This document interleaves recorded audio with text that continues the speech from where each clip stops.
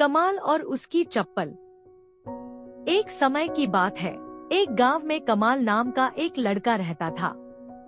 वह बहुत शरारती और बेफिक्र था।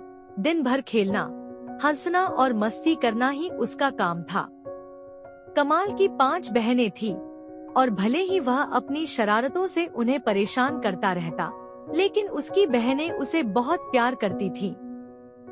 एक दिन गांव में घोषणा हुई कि गांव के बाहर मेले का आयोजन किया जा रहा है।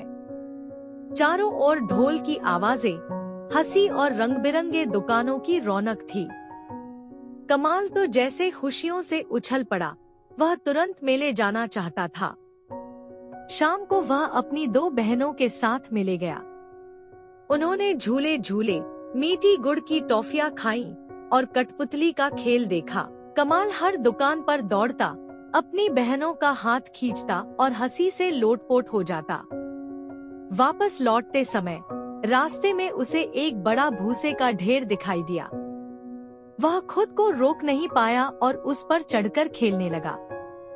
उसकी बहनों ने उसे डांटा और नीचे उतारा, फिर उसके कपड़ों से भूसा झाड़ा। लेकिन जैसे ही वे घर जाने लगे, एक बहन ने देखा कि कमाल की चप्पलें गायब हैं। अरे, तुम्हारी चप्पलें कहाँ हैं, कमाल? वे घबरा गई। कमाल नीचे देखने लगा और धीरे से हंसते हुए बोला, शायद भूसे ने खा ली होंगी। यह सुनकर उसकी बहनें नाराज हो गईं और 2 से 3 हल्के थप्पड़ लगाते हुए बोली, कितनी बार कहा है, ध्यान से रहा करो। फिर भी प्यार से वे दोनों भूसे में चप्पलें ढूंढने लगी। कुछ देर बाद एक बहन खुशी से चिल्लाई, मिल गई। सब हंसने लगे, सबसे ज्यादा कमाल। कमाल ने चप्पलें उठाईं और मुस्कुराकर बोला, अब की बार ध्यान रखूंगा।